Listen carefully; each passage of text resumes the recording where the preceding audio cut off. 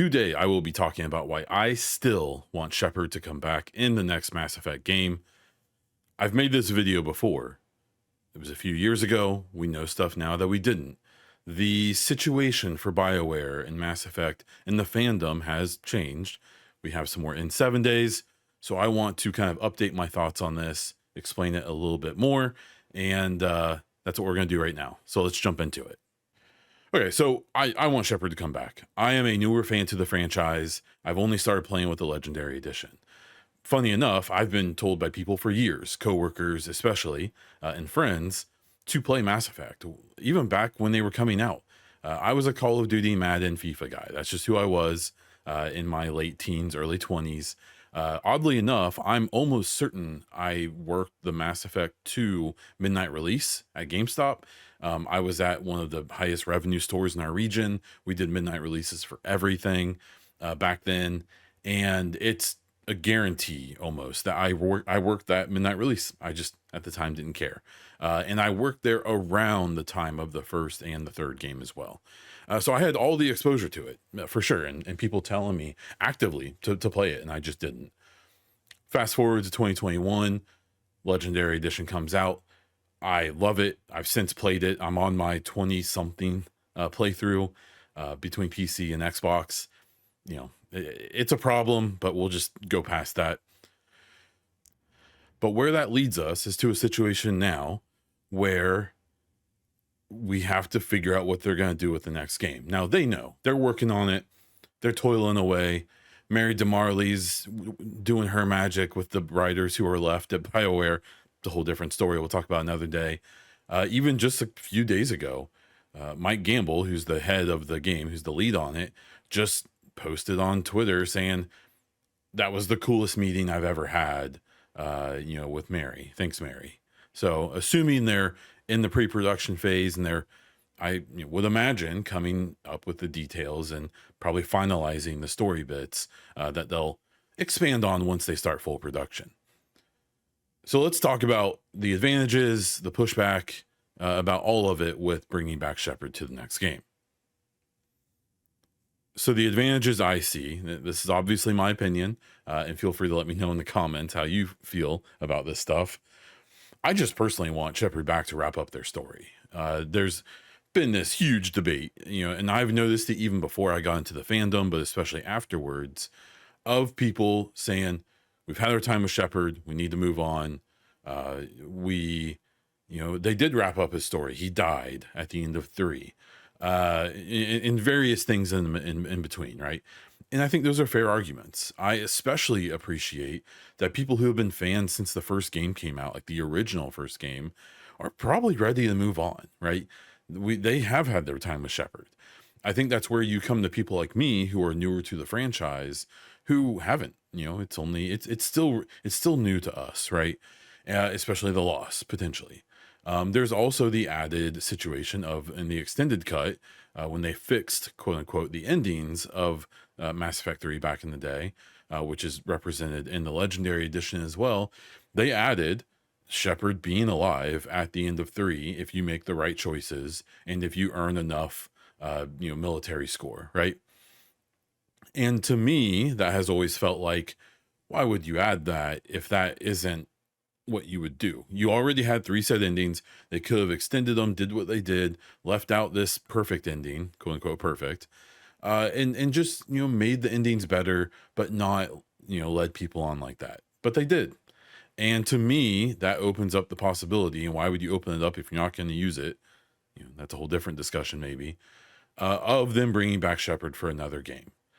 This comes with a lot of caveats.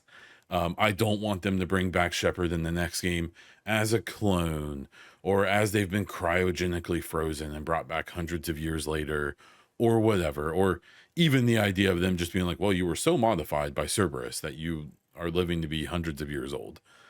I don't really want that. If they bring back Shepard, I want it to be in a relatively near future timeline from Mass Effect 3. And that's when, later in the video, we'll talk more about that, why that may be a problem with the things they've shown us. Another reason is it's a nostalgic entry point for new users or for new players. What we just saw happen with Dragon Age the Veilguard is an issue that we're gonna have with Mass Effect as well, and that it's been a long time since the last Mass Effect game came out. Even today, even if you count Andromeda, it's already been 7-8 years, right?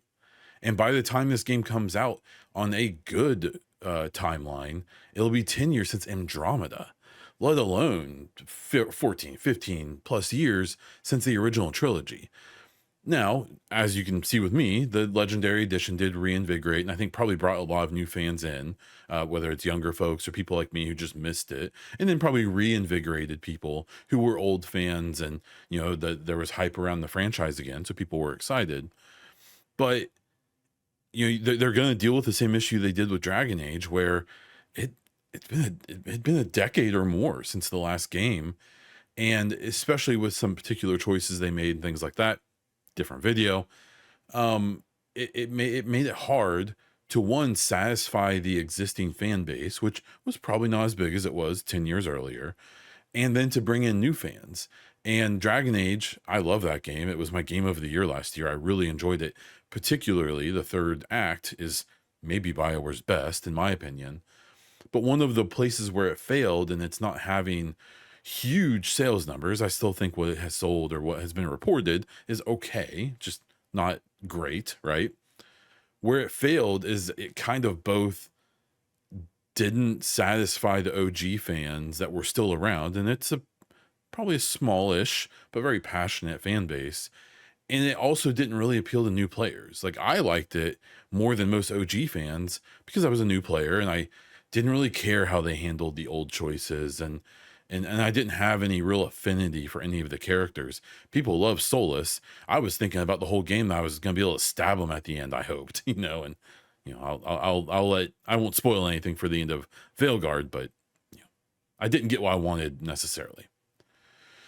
So you have this issue where you gotta bring in new players, but you also have to try to make the old players happy. And we've even seen statements from Gamble where people were kind of not super happy about the tone of Veilguard necessarily, or just the vibes of it, as the kids would say. And Gamble almost kind of acknowledged that. It was kind of interesting in a tweet months ago of being like, Mass Effect will have a serious, vibe, or a serious atmosphere, which seemingly was him kind of maybe acknowledging some of the fans being unhappy with the way Veilguard was. You also would have some synergy with Legendary Edition if they start doing marketing for the next game, and it is acknowledging in some capacity that Shepard's coming back. People see that, oh, that's interesting.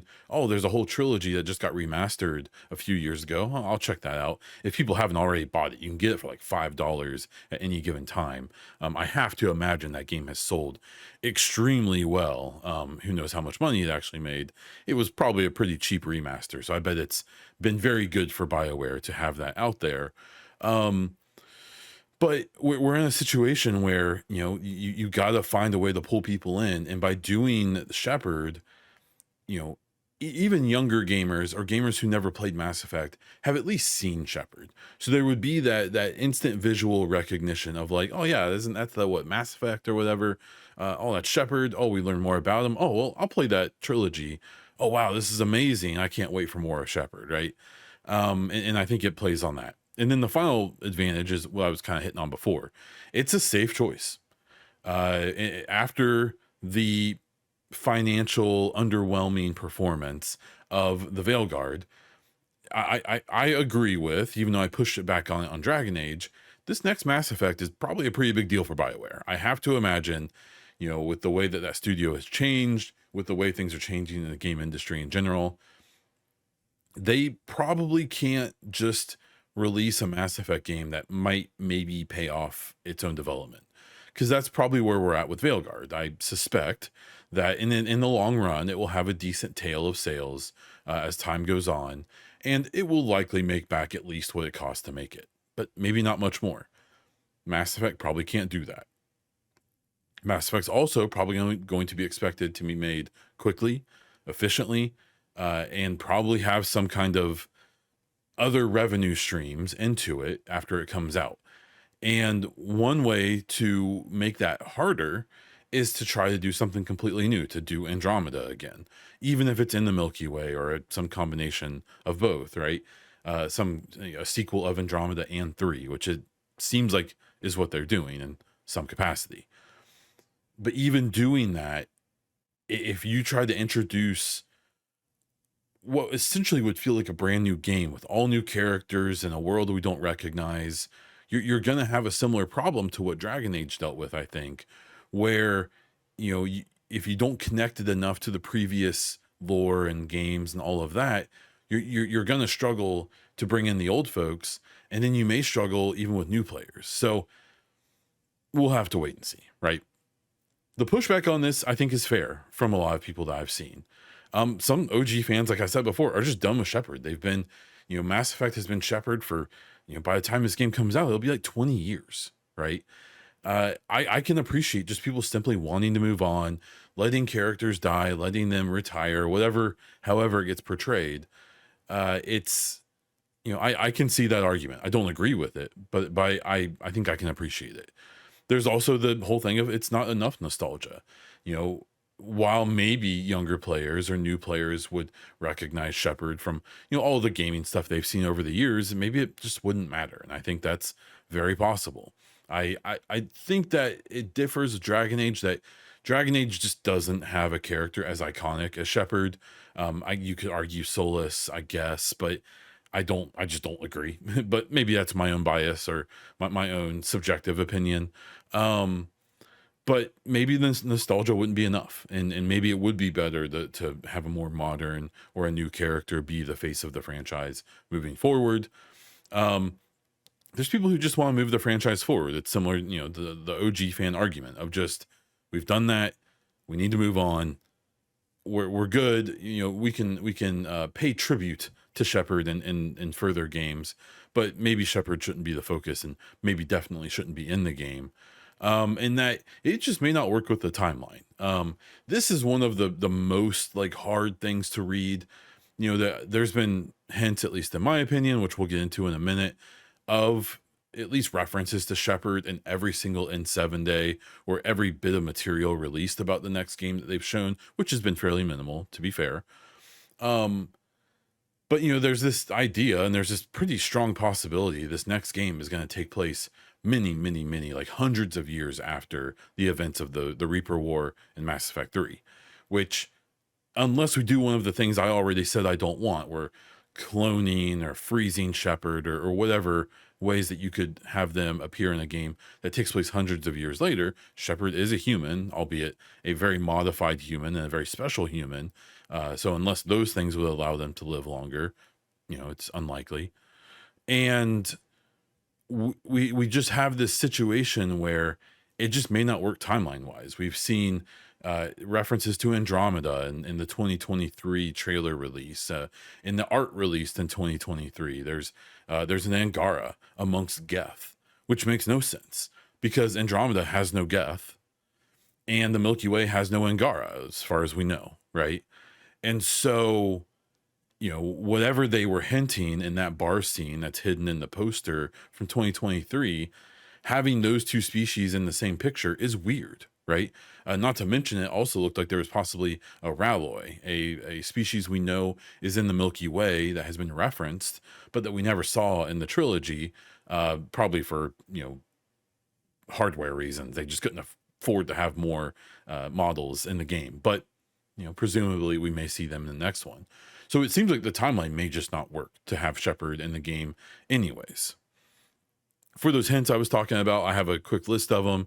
In 2020, we have the trailer that was shown at the Game Awards, so not in 7 Day necessarily, but right afterwards, where it shows Liara walking up the corpse of a Reaper with a dead Reaper in the background on some snow planet. She leans down, she picks up the shards of an N7 helmet. She smiles, looks up, sees some people in the distance who are with her, presumably, and that's the reference. It goes back to my opinion that Shepard is N7 until they are not, right? Like it or not, I know there's lots of N7s. I know that Shepard isn't the only N7. We even see another N7 in the third game, very briefly on a side mission. Obviously, Alec Ryder is a former N7 that we see, them in their armor in Andromeda. But at the end of the day, I still think that Shepard has been the representation of N7 this whole time, and that hasn't changed yet. It could with the next game. They very well may force us to move on from Shepard as N7 as the face of Mass Effect in the next game. I don't think that's happened yet. So just a reference of Liara, of all people, holding up a shard of an N7 helmet, to me that's a Shepard reference until it's not. In 2021, it was a pretty minimal N7 day, but they did have a poster of a ship that had SFX on it, which is a reference to the code name for the original game. And then a Geth-shaped crater that I assume one day will be like, oh, that's what that meant, but we don't really know yet. And then 4 individuals walking out of that ship going north or up. And one of those individuals really appears to be a human in dark gray armor with a red stripe helmet. Again, N7 helmet, reference to the N7 style helmets. N7 is Shepard. That's where I'm at until I'm not. In 2022, we had a really cool N7 day where they showed off all kinds of concept art and all of that, as well as a kind of motion graphic picture that had at first garbled voices playing on audio. People ended up deciphering it, and it was Liara speaking to an unknown person. It's not a Geth. It's just someone else's voice who's encrypted. We have to get past that. I still see people saying she's talking to a Geth. The Geth speak to organics in the universal language. So anyways, in that motion graphic, there's multiple artifacts on that picture that make it look like we're looking at a screen, that it's a picture of a screen, and that there's reflections of light and stuff. And one of the reflections in the bottom left appears to be a white, red, and white striped something. To me, it's a reference back to the first game when it opens up. Shepard's looking in the window of the Normandy. You see their reflection to start off, including the red stripes, the red and white stripes on their N7 armor. So we go back to a reference to an N7 in the 2022 poster motion graphic thing, which is a reference to Shepard, in my opinion. In 2023, we got the little trailer with the agent looking N7. I don't know if that's a reference to Shepard or not. Could be a F-Shep reference because it was obviously a feminine figure in that armor. But what really was the reference, the actual reference to Shepard, was in the blog where they say, we know you have lots of questions like this and this and this. And the final thing being, and what about never mind? And it's an S with a line, it obviously referencing Shepard. Like what about Shepard? And they tease that and then they move on and they don't address it, right? This is just another one of those things where they keep poking that bear, and maybe they're doing it just to keep interest, just to keep people paying attention, and the next game will have nothing to do with Shepard. I think that'd be a bad idea after all this teasing they've done, but who's to say they haven't done it? I'm under the impression they did some similar stuff with Andromeda, and Andromeda even makes you pick whether Shepard was a male or female when you start the game, even though as far as I know, there's never any use of that. So maybe this is ultimate teasing. And then we do have the N7 agent. They've been referencing us, the fans, as agents ever since, I think, back to 2020 or 2021. And I just don't think people ever noticed that. We got that 2023 trailer with this not military looking N7, at least not to me. And I think that's all going to lead somewhere that we'll understand more later. 2024, this is a pretty far reach, but there was 2024 had essentially nothing for N7 Day, if you don't already know. And it was just an N7 jacket sold by some other company that was super expensive, and it was called Commander Shepard jacket or Shepard jacket or something like that. But there was some cosmetics that you got in Dragon Age the Veilguard on N7 Day as a gift that was essentially an outfit that looks like that agent outfit from 2023. And it references Shepard multiple times in the text and in the naming of those items. So there's the evidence I have. Do with that what you will. What do I think is actually going to happen is the final thing here. So what I think is most likely, I think the next game will have a new protagonist. And in various ways they will reference the Reaper War, the trilogy, the events of the trilogy, including Shepard and crew. I've talked a lot about how I suspect on the Citadel or on Earth there's going to be some museum that we can go into, similar to what we have in Andromeda, hopefully more grand, where, or really everywhere we go you'll probably see monuments to Shepard, or to the Alliance or whatever. And in that way, they'll be able to have little voice snippets from Shepard, quotes from the trilogy, or, retellings of the things that happened, which they may not be right because we're going to know what really happened. We played the game. And then we'll see the interpretation of what happened, whether it's, hundreds of years after the events or not. I think that's what's going to happen. At the end of the day, I think they are going to move on.